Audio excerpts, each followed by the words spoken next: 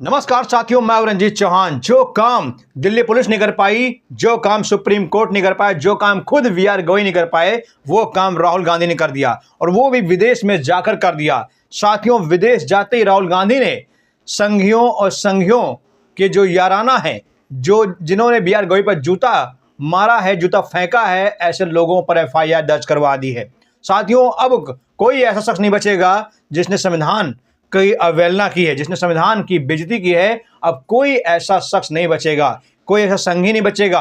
अब ताबड़तोड़ एफआईआर हो रही है, ताबड़तोड़ मुकदमे दर्ज हो रहे हैं, अब ताबड़तोड़ अरेस्टिंग भी होगी। और ये राकेश कुमार जो अपने आप को आज तक कह रहा था कि मैं जो है दलित हूं, अब इसकी पोल भी खुल गई है। दरअसल दोस्तों, ये दलित नहीं है, बल्कि ये सबसे बड़ा झूठा है। जब ये फंसने लगा, जब इस पर एफआईआर दर्ज हुई, तो इसने कहा कि मैं दलित हूं। लेकिन जब इससे कहा गया कि जरा भाई आप दलित हो, अपना जरा सर्टिफिकेट दिखाना, जात प्रमाण पत्र दिखाना, तब इसकी हेकड़ी निकल गई, कहा कि मैं नहीं दिखाऊंगा। तो दोस्तों, आज की रिपोर्ट आपके लिए बहुत अहमियत रखती है। मैं चाहता हूं इस खबर को ध्यान सुनिएगा। देखिए, आपके सामने खबर दिख रही है कि चीफ जस्टिस पर जूता फेंकने वाले राकेश किशोर के खिलाफ एफआईआर दर्ज किसने करवाई। तो साथियों, एफआईआर दर्ज हो चुकी है। बेंगलोर में ये एफआईआर दर्ज हुई है। बेंगलोर में राकेश किशोर के खिलाफ एफआईआर दर्ज हो चुकी है, और राकेश किशोर अब जल्द ही बेंगलोर पुलिस की गिरफ्त में होगा। बेंगलोर पुलिस इसका हिसाब किताब करेगी, क्योंकि बहुत इसने अपमान कर लिया वी.आर. गवई का, बहुत इसने अपमान कर लिया संविधान का। साथियों, जैसे ही इसके खिलाफ एफआईआर हुई, ये बिलबिलाने लगा, तड़पने लगा, और उसके बाद इसने ट्रंप कार्ड खेला दलित का। दरअसल बीजेपी के खास बीजेपी के तलवा चाटने वाले जो पत्रकार हैं, उन्होंने राकेश किशोर से फोनो इंटरव्यू लिया, क्योंकि फोनो इंटरव्यू में कुछ दिखता नहीं, इसलिए राकेश कुमार ने फोन पर कहा कि मैं भी दलित हूं, मैं भी दलित हूं। यहां वी.आर. गवई को दलित बताकर महान बताया जा रहा है, दलित बताकर वी.आर. गवई के साथ जनता खड़ी नजर आ रही है। तो बता दे उस जनता से कि मैं भी दलित हूं। लेकिन जब पत्रकार उसके घर पहुंचे और कहा कि आप अपना इंटरव्यू दीजिए, इंटरव्यू के दौरान अपना आप जात प्रमाण पत्र दिखाइए, तब इसकी हेकड़ी निकल गई। कहा कि मैं दलित हूं, लेकिन मैं सर्टिफिकेट नहीं दिखाऊंगा।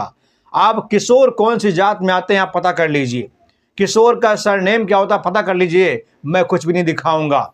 देखिए इस खबर से दोस्तों, कह रहा है कि ना पांडे हूं ना तिवारी हूं, मैं दलित हूं। सीजेआई गवई पर हमला करने वाले राकेश किशोर करेंगे खजुराहो विष्णु मंदिर में अनशन। अब ये महोदय अनशन करने जा रहे हैं। जब इनके खिलाफ एफआईआर दर्ज होने लगी, कई राज्यों में कई जिलों में एफआईआर होने लगी, तब ये महोदय अनशन करने लगे हैं, कह रहे हैं कि हम अनशन करेंगे। दरअसल सीजेआई साहब बहुत महान व्यक्ति हैं, वो डरपोक नहीं है। अगर कोई जज होता तो अपने लिए सुरक्षा की मांग करता, कहा कि मेरी जान खतरा है। लेकिन सीजेआई वी.आर. गवई ने ऐसा कुछ भी नहीं कहा, वो चुपचाप बैठे रहे, और ये भी कहा कि चलो इसको छोड़ दो, माफ कर दो। मतलब कि पूरी दबंगई वाली स्टाइल में वी.आर. गवई ने इस हमले का जवाब दिया। वरना आप जानते हैं कि हमारे देश में कुछ ऐसे लोग हैं जो प्रधानमंत्री हैं, मुख्यमंत्री, लेकिन जब हमला होता है तो दिबक जाते हैं, छिपक जाते हैं, डर जाते हैं, अपनी सुरक्षा ही बढ़ा लेते हैं। लेकिन वी.आर. गवई ने ऐसा कुछ नहीं किया। उन्होंने ना अपनी सुरक्षा बढ़ाई, ना चीख चिल्लाकर कहा कि मुझे मेरी जान को खतरा है, ऐसा कुछ भी नहीं कहा है।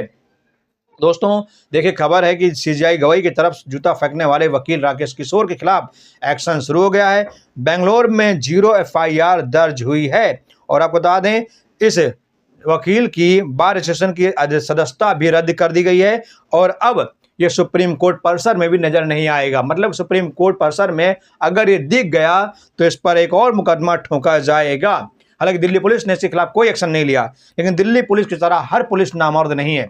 दिल्ली पुलिस की तरह हर राज्य की पुलिस चमचा चोर नहीं है, चमचा नहीं है। दरअसल अन्य राज्यों की पुलिस में वो दमखम है कि भारतीय संविधान की रक्षा कर सकते हैं, भारतीय संविधान का अपमान करने वाले लोगों पर हंटर चला सकते हैं। अब राकेश कुमार का हिसाब किताब शुरू होने जा रहा है, क्योंकि अब इसने जो काम किया है वो माफी लायक नहीं है। इसने जो भी काम किया है, मतलब आप इस देश में लोकतंत्र है, और इस देश में सबसे बड़ा लोकतंत्र का सबसे बड़ा जो मंदिर है वो सुप्रीम कोर्ट है। न्याय व्यवस्था का सबसे बड़ा मंदिर सुप्रीम कोर्ट है। सुप्रीम कोर्ट में सीजेआई का सबसे बड़ा पद होता है, राष्ट्रपति तक को हिलाने का पद होता है सुप्रीम कोर्ट के सीजेआई का, और उस सीजेआई पर जूता फेंका गया है। दोस्तों, अब जिसने फेंका है उसे तो माफ किया जाना, मतलब कि लोकतंत्र की बेइज्जती है, न्याय व्यवस्था का मजाक है। दोस्तों, इसका तो हिसाब किताब होना चाहिए, चाहे कानून के जरिए हो और चाहे किसी भी जरिए होना चाहिए, क्योंकि हमारे देश में अगर राणा सांगा पर कुछ बयान दिया जाता है तो राम जी लाल सुमन के घर पर पत्थरबाजी होती है, राम जी लाल सुमन पर हमले होते हैं, और यहाँ तो सीजेआई पर हमला हुआ है, वो भी एक दलित व्यक्ति भी हैं।